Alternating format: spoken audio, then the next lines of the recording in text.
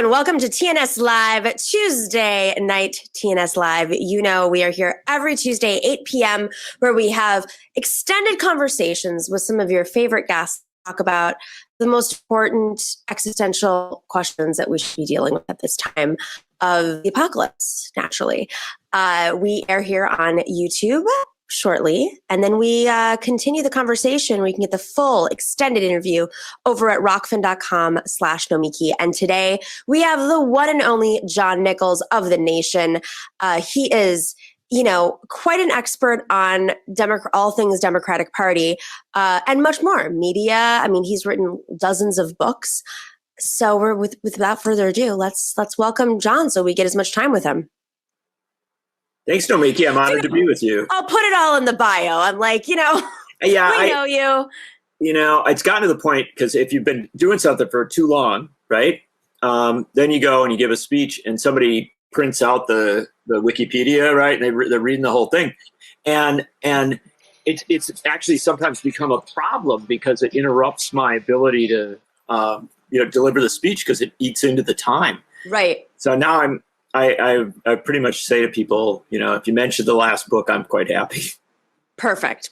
So what I want to talk about with you today is not the Democratic Party, because this is, well, we can talk about that too, but I really want to start off with something that you're not too far away from right now. And obviously this Rittenhouse trial is just hitting a nerve with so many folks. And I think the one that really concerns me and confuses me is leftists who are somehow defending Rittenhouse. I don't know if you've seen this online. There's a community of folks who I don't know if it's the reducing the trial in terms of just a specific argument, but this is not a complicated trial in my mind, but people are messaging it like it's a complicated trial. I think what is so apparent about this trial is that we have a judicial system that is extremely flawed and extremely biased. You know, if there's no oversight put in place, if there's no accountability put in place, and I mean of the judicial system, not of the people being tried. And it's juxtaposed with folks who never get a trial, who get shot on the spot. And so I think this is kind of, you know, what's weighing on my mind, understanding fully that he was there, trying to make a case for self-defense, and the prosecution, at least in the eyes of the judge and the jury, did not do a good enough job poking holes. I disagree with that for lots of reasons, but you know, that's to be discussed probably now that we're analyzing it. So let's start with this judge, because you wrote a piece on the judge. Who is this man who yelled at the prosecutor, who sang songs, who seemed to have a grand old time as the cameras were facing him? Commented on the ordering of Asian food. It talked about his inability to save screenshots on his phone. I'll never forget that one. No, I mean, it was kind of endless. And look, this judge is named Bruce Schroeder. He is the longest serving judge on a circuit court in Wisconsin. He's 76 years old, I believe, has served on this bench since Ronald Reagan's first term as president. He came up as a Democrat in what was then a very much working class Democratic town, Union town. He was appointed to the bench by a Democratic governor, Tony Earl, back in the early 1980s. And I think there's a lot of folks who say, well, he was a Democratic appointee, he's going to be a liberal. But the thing to understand about those times, and in fact, even into these times, is that, no, it was more a case that in those days, the Democratic Party was often supporting many of the same draconian criminal justice approaches that the Republicans were. Right. They might occasionally have been slightly more moderate or slightly more mild on some of the issues. But, you know, I don't think the fact of his background necessarily would lead one to say, oh, yeah, he's going to be a big liberal. And he certainly isn't. He wasn't. His record as a judge was one of, a tough judge, a judge who, you know, I think that he didn't have a great reputation, but he didn't have a terrible reputation in this county. Now, so he gets this huge case. And here's a big part of what happened, I think.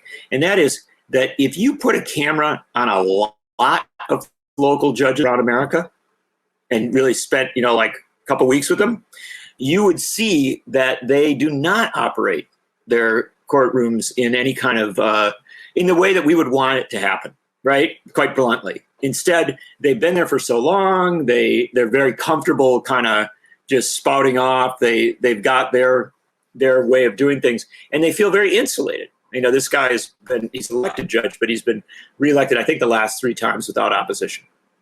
So, that's the backstory.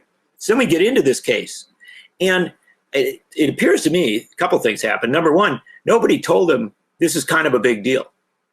And wait, for real? Like you don't think he had a deeper sense of what was happening? He's an idiot, and so of course he had to understand that. But I don't think that he had a perspective on the fact that everything he did was going to be watched and scrutinized, and that his emotional outbursts, his yelling at the prosecuting attorney, his interrupting the prosecuting attorney, his things like his refusal to allow the victims of a shooting to be referred to as victims, which he barred. He said the prosecution couldn't refer to the 2 people who were shot and killed and the 1 person who was wounded as victims. Well, so this is the crazy thing, because it is indisputable that these people died at the hands of Kyle Rittenhouse. Absolutely. The defense was over whether or not it was self-defense, which, we can get into. You know what I found really odd and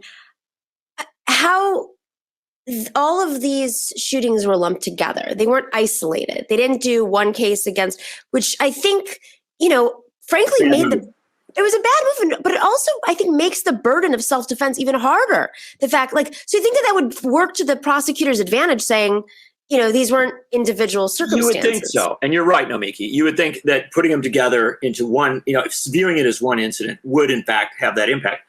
The challenge, though, is that what the defense did quite ably, and you give the defense their credit for this, these were skilled lawyers. And what they did was they took the minor and sometimes more serious problems with each of the defendants and lumped them together into a whole. And so that what that ended up doing is creating a picture of, poor Kyle Rittenhouse against all this stuff, right? Everything coming at him, right? Whereas I think if they had separated the cases, right, and gone at them individually, and I know that would have been, there would be arguments. In fact, I'm not sure they could pull off, but they've done so. I think that they might well have gotten a conviction on 1 or 2 rather than, this whole package. What happened here was the jury had pretty much, partially again going back to the judge, some horrible jury instructions, incredibly badly done jury instructions, which the judge even interrupted himself at one point and said, "I don't like what I'm saying here." It was just so let's. Let me just finish this one, and then say that the jury ended up in a situation where I think a lot of them felt like, okay, we either let this guy off on self-defense or we convict him, that there wasn't a middle ground, that there wasn't space for nuance here.